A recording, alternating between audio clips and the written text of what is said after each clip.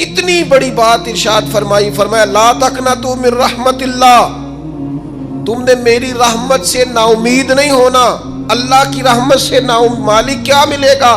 فرمایا ان اللہ یغفر الذنوب جمیعا، اللہ سارے گناہ معاف فرما دے گا۔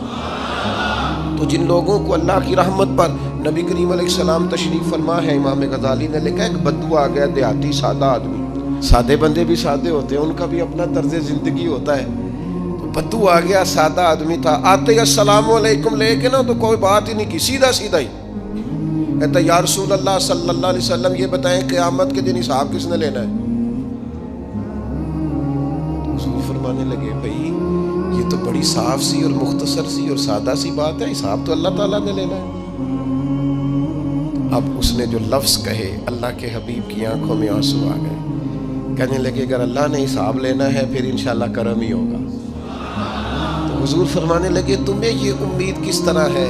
تو عرض کرنے لگے یا رسول اللہ کریم جب غالب آتا ہے تو معاف ہی کرتا ہے۔ جب کریم کا غلبہ ہوتا ہے نا، کریم بندہ جب کسی پہ قبضہ کر لے تو پھر معاف کرتا ہے، تو اللہ تو سب سے بڑا مہربان ہے۔ وہ بات کی اور اگلا جملہ ہی کوئی نہیں کہا، وہ چلے گئے۔ تو حضور علیہ السلام نے اب اس بات پر رزلٹ دیا، فرمانے لگے کریم محبوب بندہ سادہ تھا، بات بہت بڑی کر گیا ہے، بڑی بات کر گیا، سادہ آدمی۔ میرے عزیز، اللہ کی رحمت پر جن لوگوں کو امید ہو، انہیں موت سے ڈر اور پھر جن کو محبوب کی ملاقات کا شوق ہو نا، ہم نے جان دے دی وعدہ دیدار پر، ہم سے وعدہ کیا گیا تھا کہ تم مرو گے نا تو تمہیں دیدار ملے گا، تو ہم نے جان ہی دے دی وعدہ دیدار پر، جان ہی دے دی وعدہ دیدار پر۔ اور پھر فرماتے ہیں نقد اپنا دام ہو ہی جائے گا، فرماتے ہیں ہم نے جان دی ہے اس وعدے پر کہ وہ ملے گا، تو امید ہے کہ یہ سودا ادھار نہیں۔ جیسے ہی قبر میں جائیں گے سامنے حضور کی زیارت نصیب ہو جائے گی۔ اس لیے لحد میں بھی عشق رخ شاہ کا داغ لے کے چلے، اندھیری رات سنی تھی سو چراغ لے کے چلے۔ یہ حدیث آپ نے بھولنی نہیں، یہ تنہائیوں میں یاد رکھنے کی روایت ہے، یہ تنہائیوں میں پڑھنے کی روایت ہے۔ یہ اپنے ذوق کو تازہ، جو لوگ کہتے ہیں نا وجد سرور کیف میں جانا چاہتا ہوں، وہ مشکات شریف کی اس حدیث کو دیکھے۔ اللہ کے حبیب علیہ السلام نے فرمایا لوگوں میں تمہیں بتاؤں قیامت کے دن اللہ تعالیٰ بندوں سے پہلا سوال کیا فرمائیں گے اور بندے اس کا جواب کیا دیں گے؟ یا رسول اللہ کرم فرمائیے، بتائیے۔ تو کریم فرمانے لگے اللہ تعالیٰ قیامت کے دن بندوں سے سب سے پہلا سوال، اگرچہ بعض اور احادیث میں اور سوالات بھی آئے ہیں قیامت میں جو سب سے پہلے ہوں گے، لیکن اس حدیث میں یہ والا سوال حضور نے بیان فرمایا۔ حضور فرمانے لگے اللہ قیامت کے دن اپنے بندوں سے سب سے پہلا سوال یہ فرمائے گا کیا تم میری ملاقات کو پسند کرتے تھے؟ اوئے ہوئے ہوئے، کیا تمہارا ملنے کو جی چاہتا تھا؟ کبھی اے حقیقت منتظر نظر آ نہ لباس مجاز۔ اقبال کہتے ہیں تیرے کرم اتنے ہیں دل کرتا ہے تجھے دیکھیں، کبھی کبھی اے حقیقت منتظر نظر آ نہ لباس مجاز میں، لاکھوں سجدے تڑپ رہے ہیں میری جبین نیاز میں، تمہارا دل کرتا تھا مجھ سے ملنے کو؟ حضور فرماتے بندے عرض کریں گے مالک بڑا دل کرتا تھا۔ تو پھر اللہ فرمائیں گے یہ گفتگو کی معنویت تو دیکھو یار، اس کا حسن تو دیکھو۔ اللہ پھر پوچھیں گے کیوں دل کرتا تھا تمہارا؟ دل کرتا تھا تو کیوں کرتا تھا؟ عرض کریں گے مالک اس لیے کہ ہمیں امید تھی کہ تو معاف بھی کر دے گا، رحمت بھی فرمائے گا، اس معافی کی امید پر دل کرتا تھا تو ملے۔ حضور فرماتے ہیں پھر رب فرمائے گا مجھ پر واجب ہے، میں نے اپنے کرم سے واجب کر لیا ہے کہ آج تمہیں جنت عطا کروں گا۔ یہ جو ملاقات ہے نا، ملاقات کہ وہ ملیں گے، ان سے ملاقات ہوگی۔ عمر بیت گئی نا نام جپتے، عمر بیت گئی نا تذکرہ کرتے، ہم سے بھی لوگ پوچھتے ہیں کیا کمائی کی، کیا زندگی میں حاصل کیا، تو ہم کہتے ہیں شرق سے غرب تک ملک کے ایک کونے سے لے کر دوسرے کونے تک مدینے والے کی بات کی، حضور کا ذکر کیا ہے۔ نبی پاک کے میں اپنی حیاتی تو قربان تھی، وہاں ساری محمد محمد پکیندے گزر گئی ساری۔ یہ اعزاز ہے، یہ کرم ہے۔ اب کیا ہوتا ہے، گناہگار لوگ ہیں، اتنا بڑا دعویٰ تو نہیں کر سکتے، لیکن دل تو چاہتا ہے نا کہ چلو جس کا نام لیا ہے اس کی کبھی زیارت بھی ہو، کبھی ملاقات بھی ہو، کبھی نظر کرم بھی ہو۔ کسی نے اپنے محبوب سے کہا تھا کہ ذرا ایک نظر مجھ پہ بھی کیجئے، تو قریب بیٹھے ایک شخص نے کہا یار تو نے بڑا دعویٰ کیا ہے، جو محبوب ہوتے ہیں ان کو تکلیف نہیں دی جاتی، تو کہتا ہے پورا چہرہ ہی تیری طرف پھیرے۔ تو پھر اس نے اس درویش سے پوچھا کہ میں بھلا پھر کیا کروں، میرا دل تو میرا بھی کرتا ہے نا۔ چلو یہ تو آپ کی بات ٹھیک ہے کہ اب میں محبوب سے کہوں کہ اتنی تکلیف کرے کہ میری طرف پورا رخ پھیرے تو ٹھیک نہیں، تو پھر بتائیں میں کیا کروں؟ تو اس نے کہا ان راہوں میں کھڑا ہو جا جن راہوں کی طرف وہ کریم دیکھتا ہے۔ چلو اسی با کردار کو دیکھتے دیکھتے بیچ میں تیرے اوپر بھی نظر، مجھ پہ محشر میں نصیر ان کی نظر پڑ ہی گئی، مجھ پہ محشر میں نصیر ان کی نظر۔ اوئے ہوئے، اللہ کرے آپ کو بھی وہ لطف آئے جو مجھے آ رہا۔ کہتے مجھ پہ محشر میں نصیر ان کی نظر، یہ انتہائی عاجزی ہے کہنے والے کی۔ اس نے بالکل اپنے آپ کو ختم کر کے کہا کہ میں قابل تو نہیں تھا، اور میں پھر تکلیف دیتا کہ میری طرف دیکھیں، اسپیشل میرے لیے وقت نکالیں۔ پر کرم یہ ہوا کہ مجھ پہ محشر میں نصیر ان کی نظر پڑ ہی گئی۔ کہنے والے اسے کہتے ہیں خدا کا کرنا، کہنے والے اسے کہتے ہیں خدا کا کرنا۔ اللہ نے کیا کہ نظر مجھ پر پڑ ہی گئی، اور جب پھر پڑ گئی تو تیری ایک نظر کا کمال ہے اور میری زندگی کا سوال ہے۔ بس جب پڑ گئی تو سو پھر پڑ گئی۔ موت سے وہ بندہ کبھی نہیں ڈرتا جسے ملاقات کا شوق ہو۔ ملنا چاہے داتا علی اجویری سے اور موت سے ڈرے، ملنا چاہے حضرت غوث پاک جیلانی سے اور پھر موت سے ڈرے۔ زندگی گزری ہو علی علی کرتے پھر موت سے ڈرے۔ عمر بھر سیدنا عثمان غنی کی سخاوت کی بات کی ہو اور پھر جنت میں جا کے ان سے ملنے کا شوق پیدا نہ کرے۔ ساری زندگی سیدنا فاروق کا عدل بیان کیا ہو، ساری زندگی ان کے انصاف کا تذکرہ کیا ہو، پوری امت کو بتایا ہو کہ اگر جینا چاہتے ہو تو عمر کے رستوں پر چلو، اور پھر یہ موت سے ڈرے اور مر کے جناب فاروق اعظم کی زیارت کو پسند نہ کرے۔ جسے صدیق کی وفائیں یاد ہو، جنہیں جناب ابو بکر صدیق کا عشق یاد ہو، وہ پھر ان کی زیارت نہ کرنا چاہے اور ساری عمر حضور کی نعت پڑھی ہو۔ مانا نہیں آتا تھا پھر بھی کہا بلغ العلا بکمالہ کشف الدجا بجمالہ حسنت جمیع خصالہ صلو علیہ والہ سے نہیں ترجمہ آتا تھا، پر جب بھی کو پڑھتا تھا یہ بھی جھومتا تھا مولا یا صلی وسلم دائماً۔ میں آپ کو بتاتا ہوں، توتلا آدمی، توتلا اور دیوانہ مجذوب بیچارہ، سمجھ نہیں، توتلا بولنا بھی ٹھیک نہیں آتا۔ مجھے نماز کا سلام پھرا تو وہ جلدی آ گئے، وہ ایک مجذوب آدمی تھے، سادے تھے، تو سلام لی تو کہنے لگے میں گل کرنی سی۔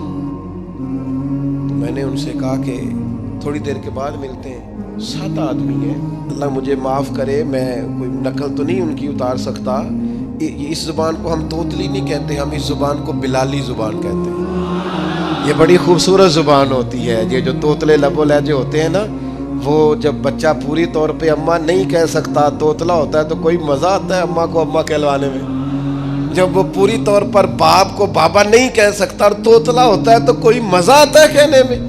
وہ جب دادی نانی دادا کہتا ہے تو دادے کا دل کرتا ہے یہ 100 بار کہے، چونکہ اسے کہنا نہیں نہ آتا، لیکن اس توتلاہٹ میں جو اس کو لطف آتا ہے۔ مجھے بڑے لوگ آ کے شعر سناتے ہیں، میں نے بڑے خوشگلو نعت خوانوں سے زندگی میں سنا ہے۔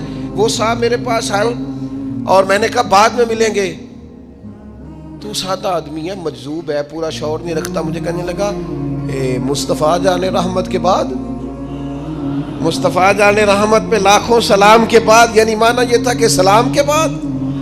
تو اب بڑے بڑے سریلے بندوں سے بھی بندہ سنتا ہے میرا دل کرے، اور میں نے جان بوجھ کے ان سے کہا دوبارہ کیا جائے ذرا، کیونکہ توتلے تھے نا. میں نے کہا تو کہنے لگے مصطفیٰ جان رحمت پہ لاکھوں سلام کے بعد او میرے عزیز یاد رکھو ساری زندگی حضور کی نعتیں پڑھی، نبی پاک کے تذکرے سنے، اب موت سے ڈر جائیں؟ حالانکہ موت تو ایک پل ہے، پل سے گزریں گے تو سامنے اللہ کا دیدار بھی ہوگا، مدینے والے کی زیارت بھی نصیب ہوگی. تو زیارت ہوگی اور ہر نظر کانپ اٹھے کہ محشر کے دن خوف سے ہر کلیجہ دہل جائے گا، اوڑھ کر کالا جبہ وہ آ جائیں گے اور سارے محشر کا نقشہ بدل جائے گا. یہ موت کا خوف نکالنے والی چیزیں ہیں، ڈر. اچھا مجھے ایک بات بتائیں، یہ میں امید کی بات کرنے لگا ہوں، چلیں اب یہ بات تو مشکل ہے پر کرنی پڑے گی، مجبوری ہے.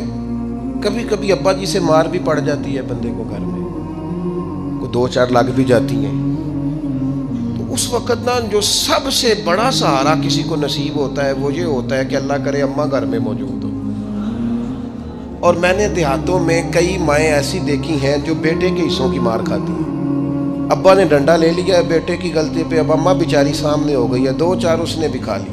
یہ بات آپ سمجھیں، موت کا خوف نکالنے کے مفہوم میں بات عرض کر رہا ہوں. اماں موجود ہو نا گھر میں تو ابا سختی بھی کرنے لگے تو کسی وقت احساس ہوتا ہے کہ جناب یہ سختی نہیں ہوگی کیونکہ میری اماں، اور اماں پوری وکیل بن جاتی ہے، کہنی تو نہیں پتا وہ ہو گئی غلطی، وہ فلانے دے منڈے نے خراب کیتا ہے، حالانکہ ہو سکتا ہے اس نے اس کو بھی خراب کیا ہو، لیکن وہ اماں وکیل ہے، وہ وکالت کر رہی ہے اور وہ بے لوث کر رہی ہے. ہوتا ہے ایسے، اس بات کو سمجھ لے اچھے طور پر.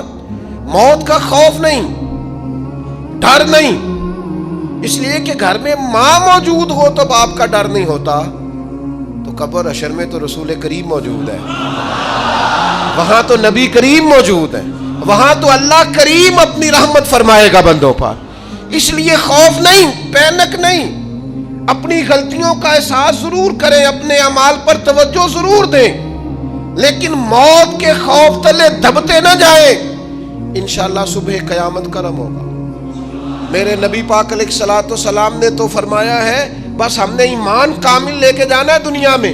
حضور نے فرمایا ہے جس طرح 14ویں رات کا چاند چمکتا ہے اس طرح میرے غلاموں کے چہرے چمکیں گے قیامت کو. اللہ کے رسول صلی اللہ علیہ وسلم فرماتے ہیں جسم کے جن جن حصوں پر وضو کا پانی لگتا رہا وہ قیامت میں چمکیں گے. دور سے لوگ ان کا نور دیکھیں گے، پتہ چلے گا وہ محمد عربی کے غلام آ رہے ہیں. یہ کرم ہوگا صبح قیامت، یہ عطائیں ہوں گی. اس لیے مومن موت سے ڈرتا. سیدنا بلال حبشی رضی اللہ تعالیٰ عنہ، آخری وقت ہے، نزع کا عالم طاری ہے، اور یہ گفتگو دیکھیں غلاموں کی. آپ کی اہلیہ رو پڑی، کہنے لگی ہائے ہائے افسوس. حضرت بلال فرمانے لگے کیا ہوا؟ کہنے لگی افسوس ہے کہ آپ دنیا سے جا رہے ہیں. تو حضرت بلال نے مضمون ہی بدل دیا، سوچ کا زاویہ ہی بدل دیا. فرمانے لگے یہ افسوس کا مقام نہیں، یہ تو خوشی کا مقام ہے. اس لیے کہ میری آج آنکھیں بند ہوں گی، قبر میں کھلیں گی، مدینے والے محبوب سے بھی ملوں گا، حضور کے غلاموں سے بھی ملوں گا صلی اللہ تعالی علیہ وسلم. تو موت تو مقام مسرت ہے، اور اگر یہ مل جائے زندگی میں. ایک بدو ایمان لے آئے، ابن ماجہ میں موجود ہے. حضرت ابو ہریرہ رضی اللہ تعالیٰ عنہ حدیث کے راوی ہیں، فرماتے ہیں ایک بدو ایمان لائے اور انہوں نے حضور علیہ السلام کے ساتھ ہجرت بھی کی. ابن ماجہ میں موجود ہے. تو نبی پاک علیہ السلام نے نا انہیں ایک صحابی کے ساتھ کر دیا. اب ان کے کام کاج میں مصروف ہو گئے ان کے ساتھ. تو حضور علیہ السلام نے نا ایک جگہ سے مال غنیمت آیا. تو طریقہ مبارکہ یہ تھا کہ مال غنیمت میں سب کو حصہ دیا جاتا تھا. اگرچہ وہ جہاد پہ نہیں گئے لیکن حضور نے انہیں بھی حصہ دیا. تو وہ صحابی تو رو پڑے، عرض کرنے لگے حضور میں اس کے لیے تو ایمان نہیں لایا تھا. حضور نے فرمایا پھر بتائیے. گرچہ حضور جانتے ہیں کس لیے لائے تھے. عرض کی حضور میں تو اس لیے ایمان لایا تھا کہ میں رب کی راہ میں لڑوں گا اور میں اپنی جان پیش کروں گا. میں شہادت کے لیے ایمان لایا تھا، مجھے یہ مال دولت نہیں چاہیے. تھوڑی ہی دیر گزری کہ ایک اور مارکے کا اعلان ہو گیا، جنگ کا اعلان ہو گیا. حضور نے فرمایا چلو. وہ گئے اور چند ہی لمحے گزرے کہ وہ میدان میں اترے اور پھر شہید ہو گئے. صحابہ کرام ان کی مقدس لاش مبارک کو اٹھا کے محبوب کے قدموں میں لائے تو نبی کریم نے کیا خوبصورت بات ارشاد فرمائی. حضور فرمانے لگے دیکھو اس نے اللہ کی تصدیق کی ہے تو رب نے بھی اس کی تصدیق فرما دی. اور پھر یہ دو جملے محبوب کہتے کہتے اٹھے اور پھر حضور نے اپنا جبہ مبارک اتارا اور اتار کے فرمایا اس بندے کو نہ اس جبے میں کفن دے دو, اس میں اسے کفن دو, اس لیے کہ تو شہادت کے لیے ایمان لایا, موت کی آنکھوں میں آنکھیں ڈال کے جیا, اپنی زندگی کمزور نہ گزاری. مسلمانوں پہ کافر کا رعب طاری ہو گیا ہے. ایک تو ہوتا ہے نا کہ کوئی مدد کرنا, کوئی آگے بڑھنا, فلسطین کا نام تک نہیں لے رہے حکمران زبان سے, ذکر تک نہیں کر رہے, چینل ذکر نہیں کر رہے. اتنا رعب, اتنا کفر کا خوف, صرف اس لیے کہ ہمیں موت کا ڈر ہے. مر جائیں گے تو بستر پہ نہیں مریں گے, بیماریوں سے نہیں مر جاتے لوگ. خدا کے بندو اپنی زندگی میں اتنا خوف اگر موت کا پیدا کر لو گے. حضرت سعید ابن جبیر رضی اللہ تعالیٰ عنہ بہت بڑے فقیہ تھے. حجاج بن یوسف نے بلایا اور کہنے لگا میں تمہیں موت دینے لگا ہوں, مار دوں گا تمہیں. بڑا ظالم آدمی تھا, بڑے لوگ اس نے قتل کیے تھے. حضرت سعید رضی اللہ تعالیٰ عنہ مسکرا پڑے اور غصے میں آیا, کہنے لگا کیوں ہنستے ہو؟ فرمانے لگے تو بڑا بیوقوف ہے, تجھے کس نے کہا زندگی اور موت تیرے ہاتھ میں, یہ تو تب آئے گی جب میرا رب چاہے گا. کہنے لگا لے جاؤ ان کو اور جا کے قتل کر دو. تو وہ جب جلاد لے جا رہے تھے تو آپ اور کھل کے مسکرائے, ہنسے. یہ آپ کی طاقت ہے کہ موت کو دیکھ کے مسکراہٹ ہو, لبوں پہ تبسم رقصہ ہو, مسکرائے. جب آپ مسکرا رہے تھے تو اس کو اور غصہ آیا, واپس بلایا. کہنے لگا مسکراتے کیوں ہو؟ فرمانے لگے تیری جرت پہ مسکرا رہا ہوں اور اس بات پہ مسکرا رہا ہوں کہ رب کتنا بے نیاز ہے, تیرے جیسے لوگوں کو بھی مہلت دے رکھی ہے. کتنا بے نیاز ہے, تیرے جیسے لوگوں کو مہلت. اور غصے, کہنے لگا میرے سامنے قتل کرو. حضرت سعید ابن جبیر رضی اللہ تعالیٰ عنہ نے منہ کعبے کی طرف کر کے پڑھنا شروع کیا, انی وجہت وجہی للذی فطر السماوات والارض حنیفا وما انا من المشرکین. آپ یہ پڑھ رہے تھے تو کہنے لگا اس کا منہ کعبے سے پھیر دو. کعبے سے منہ پھیرا تو آپ فرمانے لگے تو بڑا ہی بیوقوف ہے, میرا رب کو صرف کعبے کی طرف مقید ہے, وَلِلَّهِ الْمَشْرِقُ وَالْمَغْرِبُ فَأَيْنَمَا تُوَلُّوا فَثَمَّ وَجْهُ اللَّهِ. چہرہ پھیر دیا جب اس نے تو آپ فرمانے لگے مشرق بھی اللہ کا, مغرب بھی اللہ کا. اور اللہ فرماتا ہے تم جدھر بھی منہ کرو ادھر ہی اللہ کی رحمت ہے. یہ پڑھا تو اب اس نے لٹایا, اور جب وہ آپ کو قتل کر رہا تھا تو حضرت سعید ابن جبیر کی ایک زوردار آواز گونجی. فرمایا یاد رکھنا مجھے اسی طرح قتل کرنا جس طرح تم خود قیامت میں قتل ہونا پسند کرتے ہو. میرا آخرت پر یقین کامل ہے, محشر میں عدالت لگے گی, میں تمہیں قتل کروں گا میں. حضرت سعید ابن جبیر کی وہ جرت تھی کہ دربار سارا لرز گیا حجاج کا. حضرت سعید ابن جبیر رضی اللہ تعالیٰ عنہ کہنے لگے اللہ اسے میرے بعد کسی پر مسلط نہ کرنا, میرا قتل آخری ہو, میرے بعد نہ ہو. ڈر گئے لوگ, سہم گئے. اور وہ جو جلاد آپ کو قتل کر رہا تھا اس کے بھی ہاتھ کانپ رہے تھے. اتنی جرت, موت کا ایک منٹ کے لیے خوف نہیں. حضرت سعید ابن جبیر رضی اللہ تعالیٰ عنہ شہید ہو گئے تو اتنا خون نکلا, اتنا خون نکلا, اتنا خون نکلا, خون بند ہی نہیں ہو رہا. ایک طبیب بیٹھا تھا, ہانپتے کانپتے ڈرے ہوئے سہمے ہوئے. حجاج کہنے لگا اسے اتنا خون؟ تو کہنے لگا بادشاہ میں نے سالوں مریض دیکھے ہیں, اس کو پتہ چل جائے نا مرنے والا ہوں وہ تو اتنا خوف میں آتا ہے, پہلے ہی اس کا سارا خون جم جاتا ہے اور سکڑ جاتا ہے اور اس کا خون جل جاتا ہے. یہ جو بندہ تم نے شہید کیا ہے نا اس میں ایک رتی برابر بھی موت کا خوف نہیں, موت کے خوف سے بے نیاز تھا, اتنا خون نکلا.